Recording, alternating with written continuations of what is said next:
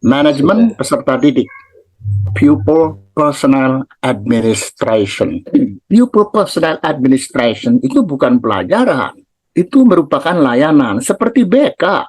Meskipun orang Indonesia pada umumnya menyalahartikan bahwa BK adalah pelajaran.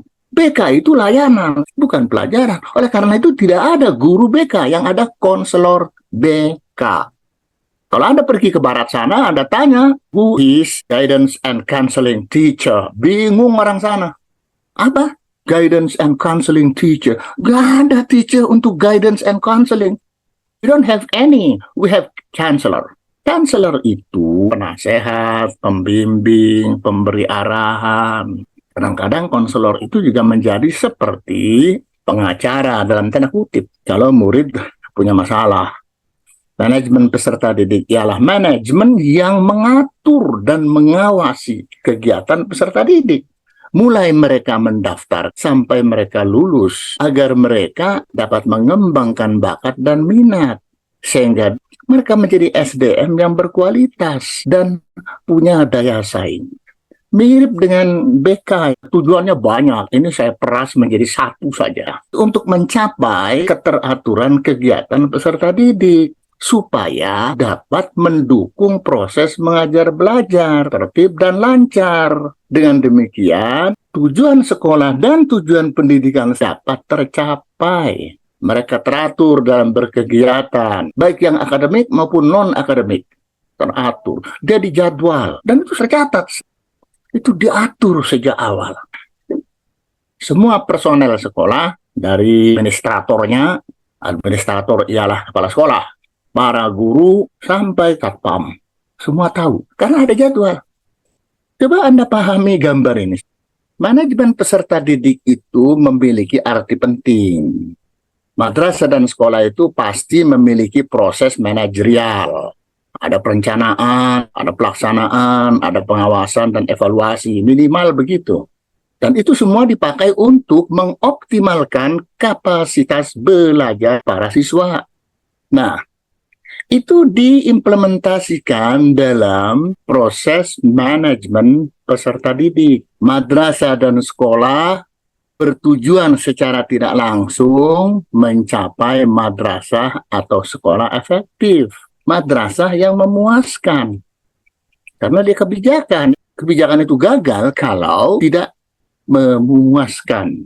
Proses manajemen peserta didik itu dilaksanakan oleh personel sekolah. Hasilnya apa? Bukan murid menjadi pintar, bakatnya langsung berkembang, minatnya langsung muncul, bukan. Mereka belajar mengembangkan bakatnya sendiri. Nah, di sini baru muncul hasil setelah belajar, setelah berlatih. Berupa perubahan berkualitas aspek kognitif, afektif, dan psikomotor sesuai dengan bakat dan minat siswa. Kalau hasil proses belajarnya positif, dia akan menjadi output dan outcome yang berkualitas. Secara otomatis terciptalah madrasah dan atau sekolah efektif, yaitu sekolah yang selain berkualitas, sekolah itu memuaskan konsumen, memuaskan para lulusan, memuaskan para orang tua, para stakeholder lainnya, termasuk pemerintah daerah setempat. Kita lihat prinsip utama manajemen peserta didik. Manajemen peserta didik itu harus dilaksanakan dengan menggunakan metode, strategi, dan media yang masih baru, yang berbeda dengan sebelumnya. Supaya apa? Peserta didik tertarik dan aktif. Selain kreatif dan inovatif, manajemen peserta didik itu harus efektif, berhasil guna. Boleh kita menggunakan yang lama kalau masih bagus dan masih berguna. Tapi kalau sudah jelek, sudah tidak berguna, ya kita buang. Al-muhafazatu 'alal qadimis shalih wal akhdhu bil jadidil aslah. Santri tahu ini. Memelihara barang lama yang baik dan mengambil barang atau hal baru yang lebih baik. Jadi kalau Anda mau mengambil yang baru, harus lebih baik daripada yang sudah ada. Tidak ada orang maju tanpa perubahan. Omong kosong orang dianggap maju kalau dia tidak berubah. Dulu kita tidak pakai HP. Dari tidak memakai HP, sekarang memakai HP. Dari belajar tidak online, sekarang pakai online. Jadi kuncinya kalau Anda mau maju, Anda harus berubah. Sebab dengan berubah itulah Anda nanti berbeda. Kalau Anda sudah berbeda, insya Allah Anda maju. Tidak ada kemajuan tanpa perbedaan. Jadi Anda harus berani berbeda. Untuk bisa berbeda, Anda harus berubah. Jadi prinsipnya kalau Anda mengambil yang baru, Anda harus mengambil yang lebih baik. Bukan yang sama. Da bahula oge orang tadi ajar teh kieu paling tergeningan bahula aya nama beda deui. Berhenti berpikir seperti itu kalau Anda mau maju. Itu namanya pikiran jumud gitu. Itu pikiran conserving. Sekarang kita lihat tata kelola peserta didik itu berdasarkan Permendiknas nomor 39 2008. Manajemen peserta didik di Indonesia diimplementasikan dengan berbagai cara dan bentuk, yaitu pembinaan kesiswaan. Ada pembinaan kesiswaan peserta didik pendidikan dasar, ada pula pembinaan kesiswaan peserta didik tingkat menengah. Pertama, pembinaan keimanan dan ketakwaan.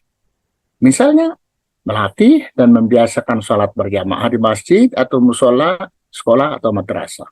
Nah, kalau sekolah Kristen ya tentu saja di gereja. Kalau di Bali sana, ya di pura. Kedua, pembinaan akhlak mulia, melatih dan membiasakan pelaksanaan tata tertib sekolah dan bersopan santun dalam pergaulan. Baik pergaulan dengan guru maupun dengan sesama murid. Saya lanjutkan, pembinaan kepribadian, pembinaan prestasi akademik, pembinaan demokrasi dan HAM, pembinaan kreativitas, termasuk dengan kewirausahaan.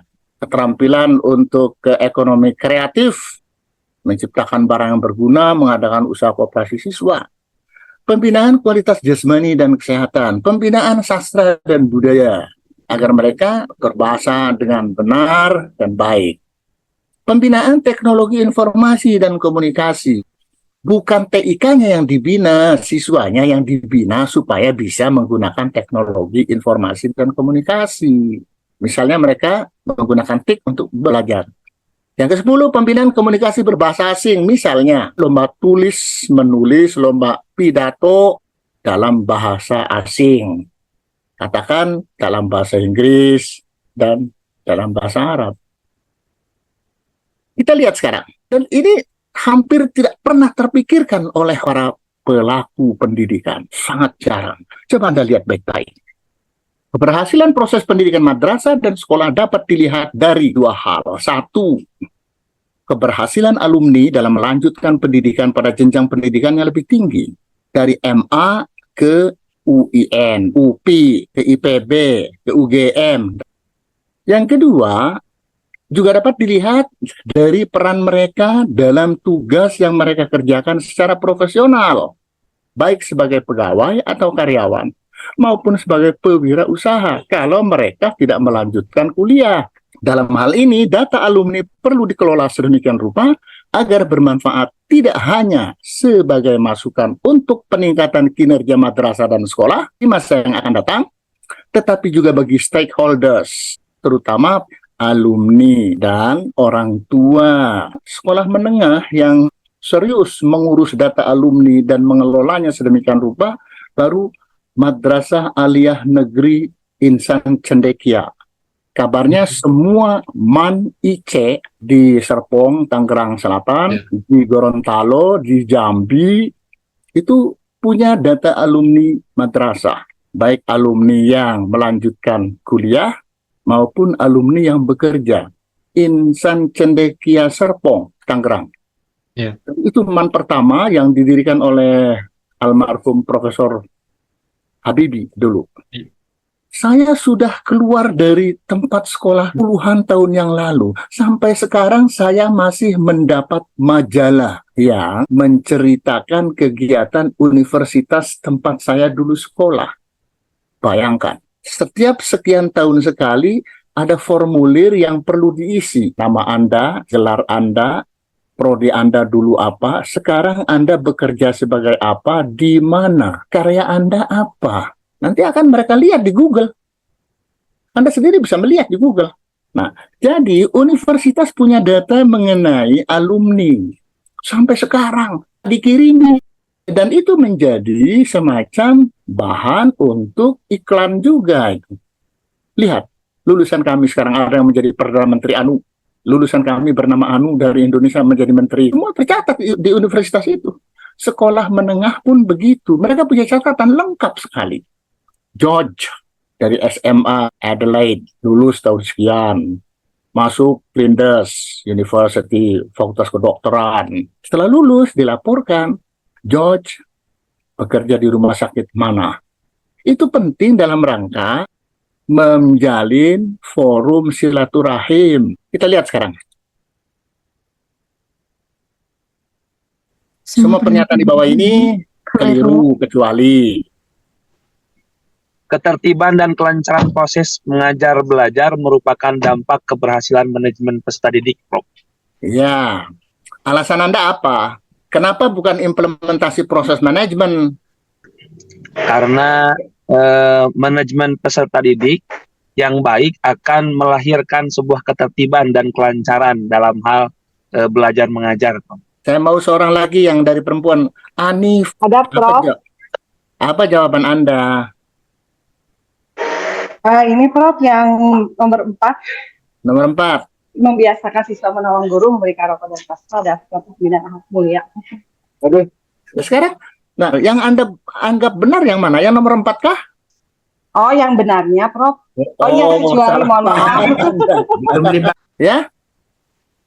Anda pilih yang nomor 1. Yang benar, Bu, yang benarnya. Yang mana yang benar menurut Anda? Menurut saya nomor 2. Implementasi proses manajemen peserta didik dapat secara otomatis membuat siswa merealisasikan bakatnya. Bagaimana caranya ya? Bakat siswa itu merupakan salah satu dari proses manajemen itu. Jadi dapat menyentuh bakat siswa itu bisa tereksplor gitu. Iya, iya. Salah satu dari bagian manajemen peserta didik. Nah, tapi kita lihat dulu. Proses manajemen peserta didik itu sebetulnya lebih kurang sama dengan proses pembelajaran. Hasil proses pembelajaran ya proses belajar. Proses pembelajaran hasilnya murid belajar. Setelah murid belajar baru dia pintar. Sekarang kalau Anda mengambil jawaban yang tadi berarti setelah murid mengikuti proses manajemen peserta didik, peserta didik itu langsung bisa mengembangkan bakat dan minat. Tidak secara langsung ya. Peserta didik belajar dulu main pingpong, baru dia bisa main pingpong. Kan begitu ya? Sekarang kita lihat ini. Udah, Prof. Ini bukan tugas individual, tugas berkelompok. 2 orang boleh, 3 orang boleh. Maksudnya supaya Anda berdiskusi, bertukar pikiran, dan bertukar pengalaman. Izin bertanya, Prof, sebentar. Orang tua tidak merasa puas dengan manajemen yang ada di lembaga itu, apa semua yang bisa dilakukan mereka gitu. Dunia pendidikan itu, keterlibatan orang tua dengan sekolah itu ya, orang tua jadi sumber dalam tanda kutip ya, pemerasan begitu ya. Artinya sekolah hanya menginginkan uang dari orang tua. Yang kedua, yang disebut sistem zonasi gitu. Sistem zonasi dan cara masuk siswa ini sebetulnya karena mereka kalah bersaing di prestasi begitu. Zonasi itu bagus.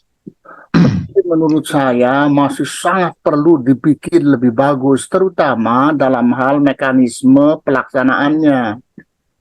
Aturannya menurut saya bagus itu untuk menata kelola, membagi secara adil anak-anak MTS dan SMP memasuki SMA sesuai di zonanya masing-masing. Kenyataan yang terjadi, ada demo tuh di jalan-jalan penuh itu. Gara-gara ada murid dari kabupaten memasuki kota. Dia tinggal di kecamatan batas kota.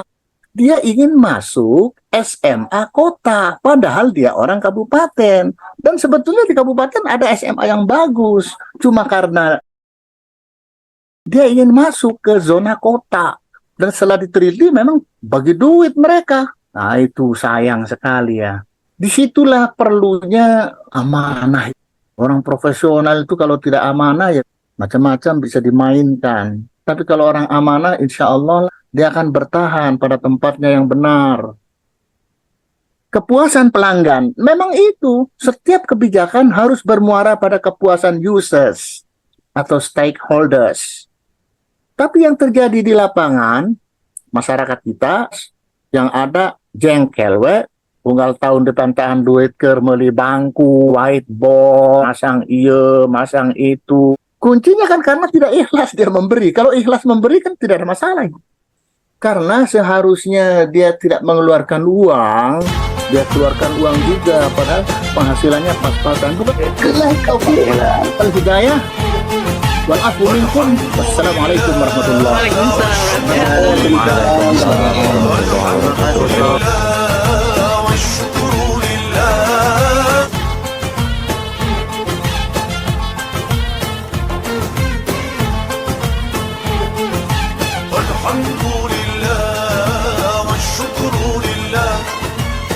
الحمد